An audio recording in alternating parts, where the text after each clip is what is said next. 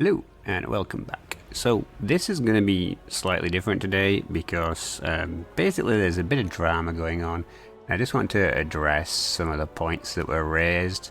Legend of Total War did a response video to Apollo, I believe the name is, doing a video saying that he was basically fed up with waiting for a historical title to come out and that, it's over. It ain't never going back to that.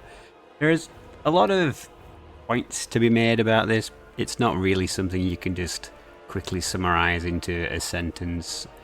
The game's definitely changed because of some of the things that have gone on, but I'm going to try to break it down point by point and see what you guys think. I'm open to suggestions, ideas, comments. It's always good to know what people think, so let me know what you think about all this. And yeah, we can see where we stand, because I don't know how you guys feel about the current state of affairs, but for me the new historical titles are not historical titles. So yeah, let me just start breaking this up then. Okay, so the first major thing to cover is the notion that the company is going to go bust, everyone's going to lose their jobs, Total War's doomed, it's going to be the end for everyone. Well, first, that's clearly not the case, because they made plenty of money from the trilogy Warhammer. They might have done some flops, but also, CA has been trying to branch out into other things for some bizarre reason. I'm not going to go into that here, but it's definitely a factor which has harmed the company for sure. They'll probably lose an office maybe if things get really bad. But the thing is with CA is they always tend to do this, right? You go in cycles, you get some good games, they try and do some weird stuff, it doesn't go well, there's backlash. With any game, there's ebbs and flows. No company can produce hits every single time, unless you're just churning out the same thing repeatedly, which at some point is just going to hit saturation, and that's not a good idea. So you shouldn't really do that as a company. So do I think that CA are going to go bust? No, I don't think it's going to happen. Do I think that they will reach a level of non-profit that their masters are unhappy with at Sega? That is entirely possible. It is entirely possible that they would leave Sega and be independent studio again. But I don't think they're ever going to actually go away, right? Because whenever anything starts going bad, people start to course correct. It's not one of these things where, there's a couple of problems and Sega just completely shuts them down. I'm not even sure legally how that all works. I'm pretty sure legally you have to make the case for bankruptcy for a company, and they're never going to admit to it, and it's never going to look that way. We had a thing in the UK with Burger King, where Burger King in the UK wanted to file for bankruptcy, saying that it didn't make any money in the UK. And what actually happened was they got told that they have to advertise. They looked at what was happening and they were like, okay, you're not advertising, so yeah, of course you're not making any money. So then Burger King spent $1 million on an ad campaign, and lo and behold, they now no longer want to shut Burger King in the UK because it is very profitable again. So everything goes up and down. There's no it'll be the end of the company. The game itself might change in a way that players don't like, and it will be the end of Total War for you as an individual because you don't like the changes that are happening. I am going to try and be very fair and unbiased in this, because I've had my own issues with people in the past, and I've got nothing against Apollo, Legend, or anything like that. I'll probably mention Book of Grudges as well in a minute, but I have nothing against those guys. They're all just YouTubers doing their own thing. Don't take me out of context and try and make it sound like I'm having a go at anyone. I'm not having a go at CA or Sega. These things happen. Businesses make mistakes. We are all human, and it is human to error. Okay, so the supposed quote-unquote rumours of what's going to come up, I don't think they're rumours at all, and I think anyone who knows anyone in the partner program knows that they're actually working on Warhammer 40k. Grudges actually found a casting call for people to QA some kind of early Warhammer 40k thing. I don't really have the details, but he did a video on that, so that is up on his channel. So Total War Warhammer 40k is happening. I don't know the details. Don't ask. I imagine it's still way, way too early for any of that kind of thing. So there's a lot of games coming, and they've got a good roadmap. The potential big issue I foresee is that they've got so many things that they say they're going to do that it's a lot, right? And I know they might just be trying to be optimistic and sell it to the shareholders that way, but I don't know, man. Working on so many different games at the same time to me seems like it could be bad. But it all depends, right? The main thing that CA needs to stop doing now is they need to make sure that code changes from one project to another can be saved and exported so that fixes can always be applied to the main product, right? Because we all know their engine uses the same thing. So if they just keep making it so that you can actually put all of the good bits into any engine they want to use, then that's fine. They can work on a million different games at the same time. What's not good is when you get stuff that's just put into one particular game as a fix, and then the guy who wrote the fix leaves the company and no one knows how to export that fix and put it in another version of the game, right? That's going to cause major issues, and that means that you have to then pay another developer to effectively do the same job all over again. So you want to avoid that, ideally, as a business. Okay, so in regards to the true fan stuff, I agree with Legend. Like, anyone who likes the game likes the game. Like, you can't say you own something, and honestly, I'm a bit surprised by some of the stuff with the historical fans, because, like, the OG are the OG historical fans, shall we call them, right? That's who Pixelated Apollo is. That's his group, okay? So why would you want an historical title right now? Like, seriously, there are still things in the game that should probably be resolved before they make an historical title. If they make Medieval 3, it has to be a success. It's not an if, it has to be a success. Because if it isn't, the backlash would be a tsunami of rage. And no one wants that. CA doesn't want that. We don't want that. We just want good games to play. Like, you know, that's all it is. We're here to be entertained. Games are supposed to be fun. We don't want to be here and having issues with games. Like, I would much rather that CA took the time to perfect a version of the engine and just stuck with it. Like, what annoys me is the whole engine changing all the time, right? Because we highly suspect that there's going to be a new engine release for Warhammer 40k, right? So does that mean that none of the fixes for the game are going to be in that engine version? Or is it going to actually have everything ported into it so we don't have to start again? If CA launches Warhammer 40k and it launches like Warhammer 1 does, and it's got lots of issues and it's buggy and they're like, trust us bro, we'll fix things later. Like, you can only do that for so long. You can only have so much goodwill. Like, I do get frustrated with people forgiving CA so fastly, because they did, right? They released like one good DLC, and everyone suddenly changed their mind instantly. Like, if your loyalty can be bought back so easily, then yeah, CA is going to treat it like this. They're going to ebb and flow it, you know? Like I said, they'll do what they do based on the response it gets. So you have to measure your response as well, and you have to be careful and think about the repercussions of what's going to happen. Because if you accept God,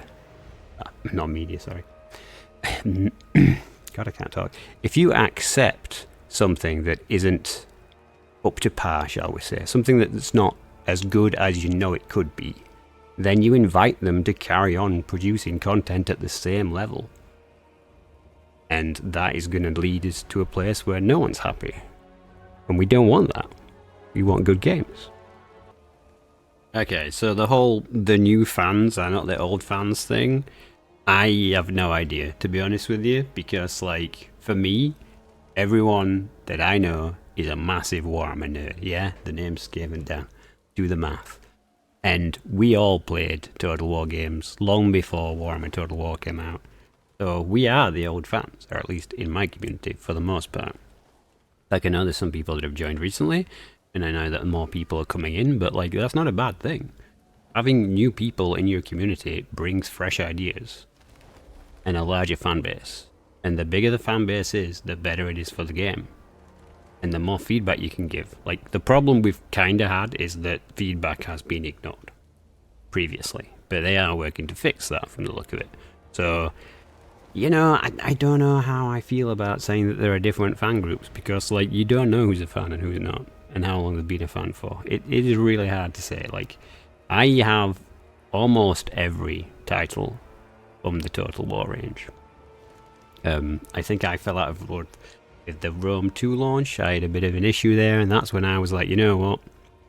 This company is not perfect, they make mistakes, but everyone makes mistakes. The idea of making mistakes is you learn from your mistakes, you move on, you improve. Next version should be better. Like, that is the nature of progress. Okay, the whole Total War Warhammer wasn't a success at first. Yeah, I can see that they would perceive it that way, because they'll probably have some measure of how many people play the tabletop from like Games Workshop's mail list. I imagine they gave them some kind of solid estimation for a good uptake with the game. But the reality of the situation is, I know a lot of people who are like, I ain't going to buy it until Game 3 is out. I want the whole game. I don't want a DLC engine. So, yeah, it is a product that was cut into pieces to sell, and I personally don't object to that. Honestly, like, there's some more bits I'd love to see added. I'd pay for a DLC for the Under Empire to spread throughout the entire world, another map under a map kind of thing. I know that not everyone's really keen on that idea, but I just love the idea of everyone fighting in actual themed underground maps to take over the underworld. So yeah, you've got to look at the big picture with things, and you got to think, like, if this game didn't sell very well, why did it not sell very well? And you got to try and imagine, as the customer, why not? Like, for me, it's pretty easy. Like, a lot of people wanted factions that were demon factions and such that weren't even in the game. If you play demons on the tabletop, you don't want to play Karl Franz in a game. You know? It's as simple as that. So, with the whole point of Warhammer bleeding into other games, like, I totally get that, but to be honest with you, doesn't that happen with every Total War game? Like, they come up with new functions, new ideas, and, you know, it's a progression, right? They're adding things to the game, which at one point was cool, because it was, you're getting more and more features. A big frustration I have with Warhammer Total War is I feel like there's a lot of features that were cut out of the game, and now we're getting them back, and we're supposed to clap and hurrah, and it's like, there were features that we've had in the past. Like, co-op campaigns are in Shogun. How old is that? Like, stuff is not new. Like, everything's kind of a reinvention of itself kind of thing. But there are some things I specifically think are dumbed down, like siege weapons magically appearing, the speeding up and the reworking of sieges, every lord always being immortal, having to have a lord. You know, like, the whole upkeep lord things completely got away from skirmish armies. Insta-death after you lose 2 battles. Like, these are all relatively new in terms of the franchise. Like, before, if you play Medieval, you can fight an army, and if you don't run them down, they will just leg it across the map for all eternity until you've killed them.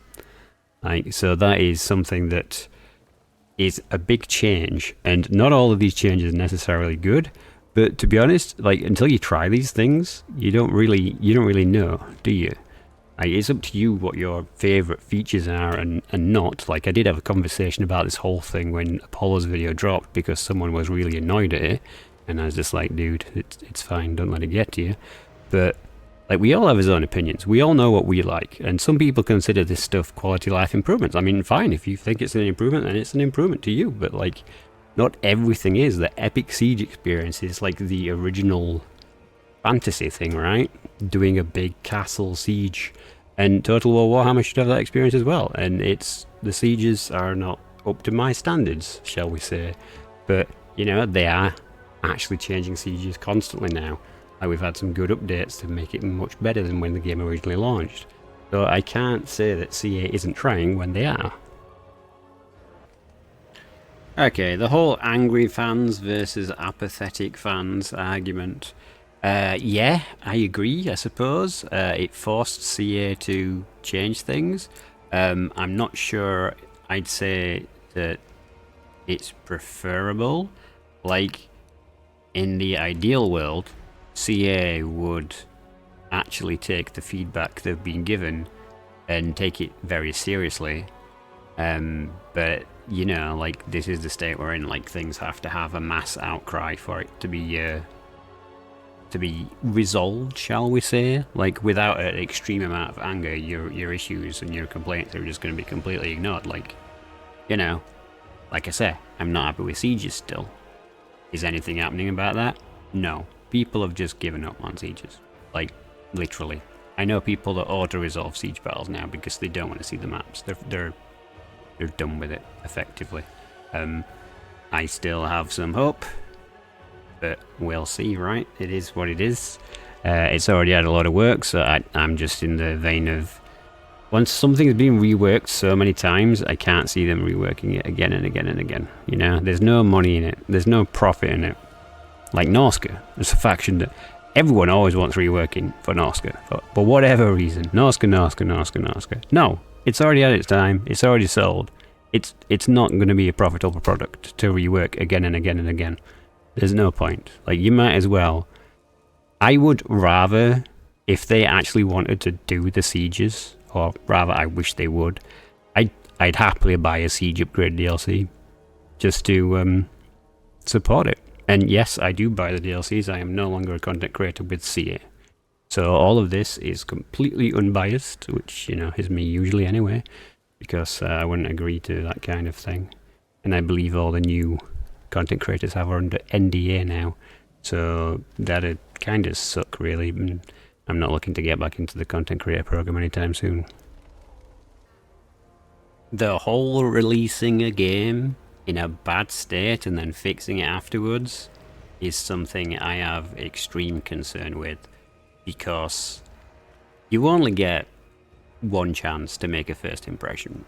If it's a new fan to a franchise and the game sucks and is completely broken and buggy, then yeah, that is a terrible first impression, and they'll probably show apathy towards the game, right? This is exactly the thing that he was saying was bad. And you have to have a reasonable level of balance with releases, and this is why it's got to be really critical that they can export fixes from one of their games to another, because we can't keep going on like this. Like, you can't keep restarting with a new engine version and losing all the features and then having lots of bugs. Like, it is a system of rinse and repeat that will eventually collapse. Like, that is unsustainable over the long period. Like, in the short period, it's fine. But hopefully, you know, there's a fix for that. It should be. It's only code, right? Like, part of me wants to say, show me the code, I'll fix it. But another part of me is like, if CA actually did make that call, I'd probably pull my hair out and stress a lot, because I would want to fix it all. But at the same time, it'd probably drive me insane.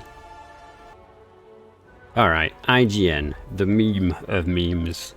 Like, we all know that they only give things good ratings because they'll never say anything's bad. Basically, it needs to be a 10 out of 10 for any level of it to actually be good, because they don't want to lose their access. And this is something culturally that just needs to change. Like, we can't keep having companies going to people for feedback and then the feedback being completely biased in its creation, and then as a result, you know, they actually think they're putting out a good product, and then it turns out they're not.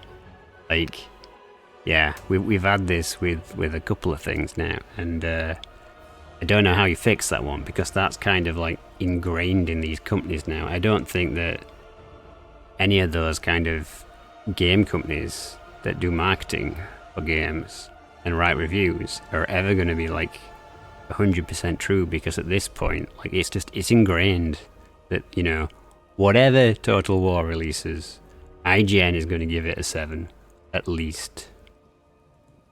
So the question really becomes, how do you break the chain? And that's beyond me. I don't know anything about IGN marketing and stuff like that. I know it happens in the film industry as well. Like, it is something that interests me. So if you know about it, like, feel free to leave a comment, because I'd be fascinated by any kind of actual information you could share on that. Fantasy has killed historical. Now, I kind of do agree with this statement, and I don't agree with this statement. So, let me just explain. Like, it's killed historical as they would normally do historical, is what I'm going to say, yeah? Like, imagine if Rome Remastered basically had Rome as the base game, and then 15 factions as DLCs, when Rome didn't have any DLC, right? The biggest issue I think with historical titles is, how do you give enough value in a DLC to make that DLC actually worth purchasing for a historical title? Now, my solution or idea, because we've talked about this a lot in my Discord, is that you could do, rather than having it like be France or Germany or whatever, do it as time periods. Have DLC that expands the game as a time. So you can actually literally research and go up through the years and change your factions. Like, I'm pretty sure there's another game that does this kind of thing, but, you know, not a Total War game. But if you could go all the way from, like, where Medieval is, all the way through to where Empire is, you know what I mean? You could then have a really solid game with a DLC pack that just adds time as different units that periodically become available in set time periods. Now that would give historical games a real kind of interesting kind of evolution peak to it, and you could try crazy challenge campaigns where you're just like, I'm just going to use medieval knights and see if I can win, take over the entire world kind of thing. There's some real good idea in that, I think, but whether that's even on CA's radar, I've no idea. I don't know what their plans are. I suspect it'd be more like their traditional thing, right? Which is why I say I don't think it's going to work anymore like that. I don't want any more lords. Don't want any of that stuff. I want a return to a more grounded, practical historical title. I don't want map effects and map-wide buffs and faction-wide buffs. Like, things, once you start going overboard with buffs, you can't stop. It just becomes a scale. Right, it's a power creep, and it becomes way too much, and it becomes way too convoluted. But there is hope for historical title. I think there's potential. Like, it'll be different historical to what we're traditionally used to. But change isn't always bad. You've got to remember. Like, you got to take the good with the bad. Like, not every change is bad. Not every, what's the word I'm looking for? Not every iteration has to be perfect, and not every product has to be a massive success. If anything, CA should probably start with small titles, try and do something that is small and localized, and, you know, test how popular something is before making a massive game on it. Like, doing little expansion packs to test out features and see what players think and get feedback would be an amazing way to do it, you know? And they've got the creator program. They've got all those creators that play the game all the time, almost every day. Like, you can levy that as a resource. Take their feedback seriously, and you've got playtesters, game testers, idea engine. Like, half the ideas could come from the content creators. Like, I'm not gonna lie. Like, I know CA probably never admit it, but like, most of their good ideas probably come from content creators, and they just don't tell you. So I just want to reiterate again that all of this stuff is just my opinion. Like, don't go bothering anyone. Don't like say that I'm having a go at CA. I'm really not trying to have a go at CA or anyone else. Like, I know that coming up with stuff is not easy. Like, I'm just spitballing. I'm just a rando, right? I know that making games is incredibly hard and time consuming. And the other YouTubers, like, they're probably just frustrated. Like, a lot of people have seen potential in games, and when you see something not working out the way you hoped it had, it's incredibly upsetting. I was there with Warhammer 3. I'm not gonna lie. Like, I was incredibly infuriated, and I didn't hold back. I let everyone know how annoyed I was, and it is what it is. Like, I don't regret doing it. Like, I was honest. Like, everything I said I meant. Like, nothing's changed for me. I still have the same opinions as then. I'm not gonna rewrite history because, like, people have forgiven CA now. Like, those mistakes happened. Like CA has taken steps to fix some of it. Like, but everything takes time, right? You can't just instantly wave a wand and everything's super and amazing again. Like, everything takes time, and time is money, and someone has to pay for that time. So hopefully this hasn't been too long and too much of a ramble. Do let me know if you're interested in more commentary like this. I've been shying away from sharing some of my opinions recently because it seems like some people just really don't want to hear it. And I mean, that's fine. If people are not interested in hearing my opinions, I can shut up. But you guys also voted in the poll for me to do more news type stuff, so I'm covering the blogs and things now, so that's why I decided to cover this, because that and Legend said, you know, oh, it'd be interesting in other people's opinions, so I thought, why not? Why shouldn't I? My precious.